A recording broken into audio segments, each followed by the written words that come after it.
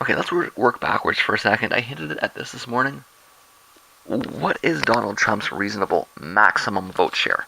What's the most that you can expect from Donald Trump? We're according to Pew here.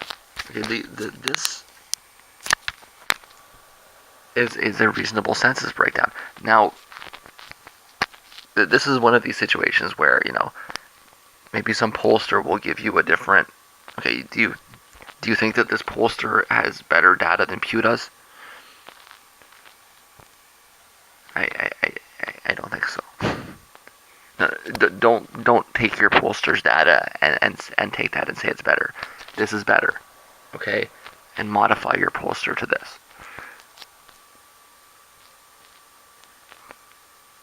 Yeah, maybe this is as far as we need to go for you to understand what the problem is, okay? But that's what we should actually expect the election turnouts to be like. About 70% white, about 12% black, about 12% Hispanic, 4% Asian, which is a bad category, and 2% other. Okay. If you're looking at, polling breakdowns that have it at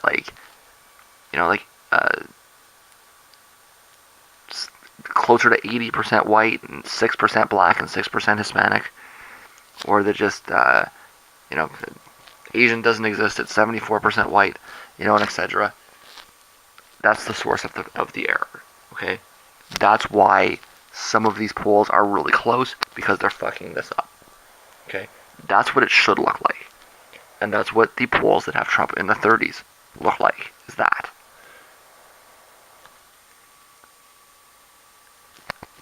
Again, that's these people know what they're talking about. The corporate polling designed to maximize ratings in prime time in Arkansas don't know what they're talking about. I'm sorry.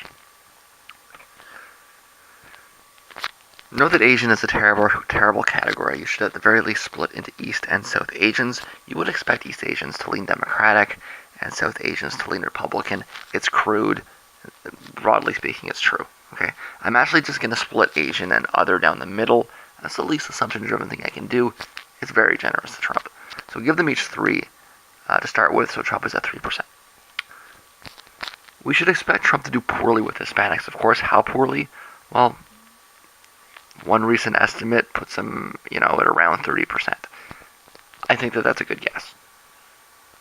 Okay? If we want a maximum, he'll probably get less than that. But if we want a maximum, that's a good guess. All right? Work it out. He's at now Trump's at 6.6. What about black voters? Well, we should expect him to do poorly with blacks too. RCP claims the average is around 7%. Let's be generous. I actually think there'll be a little bit of regression back after Obama, right? So I'm going to give him a whopping 10% of black voters. It's generous. So now he's at 7.8. Now, what about white voters? Well, first of all, this standard split that I've seen is about 53% women to 47% men. So about 37% of voters will be white women, and about 33% will be white men. We should expect Trump to do poorly with white women. This is one analysis here at the time, and let's come back to reality now, guys. Where Time Magazine is Time Magazine. I'm not a mouthpiece for the bank or something, all right? So we're dealing with maximums. Let's give him 40% of white women. No doubt an overestimate. But we're being generous to Trump here. That works out to about 15% of the voters overall, so now he's at 22.8. About 40% of white men have a college degree, so about 13% of the vote will be white men with college degrees. Let's be generous to Trump and say he wins this demographic. He won't. But let's say he does just barely. Let's give him 7 and her 6. So then you're at 29.8, and let's round it up to 30. So he's at 30% now. Wow. The remaining 20% of the vote is white men without a college degree. And let's give him 70% of that vote, which is more than any reasonable estimate will give him. Reasonable estimates are around 65. Alright? So that's 14% more, and that brings him up to 44%. I was ridiculously generous there, okay? Every possible assumption in his favor, he's only at 44%. realistically, if you drop them a point amongst white men, white women, Hispanics, and Asians, respectively, which is still being generous in every case, then you're looking at about 40%. Okay, we're talking like so. So if you see a poll, for example,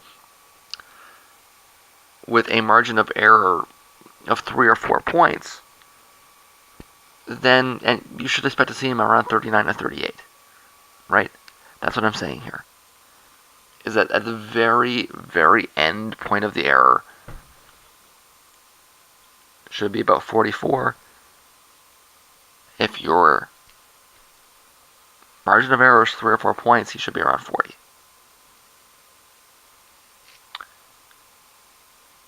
So how is it that these polling firms are giving him 45 or 46?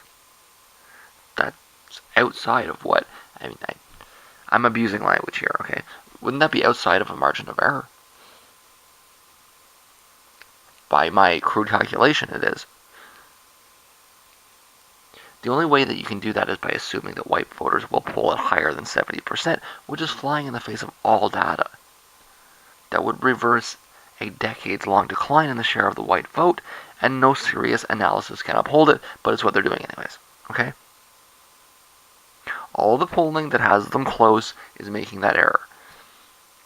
But the serious polling, that all has them under 40% because they're using realistic survey census. They're using realistic census data. So why are they doing it?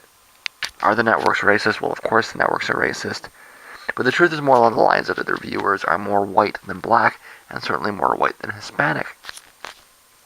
If you're a white racist douchebag, in the middle of America, in Iowa, in Missouri, in Kansas, in the Carolinas, do you want to watch? Do you want to turn on the news every day and be told that the Mexicans are outvoting you? You don't want to be told that. You might get upset. You might change the channel. I'm done with this. I'm just a little pissed off.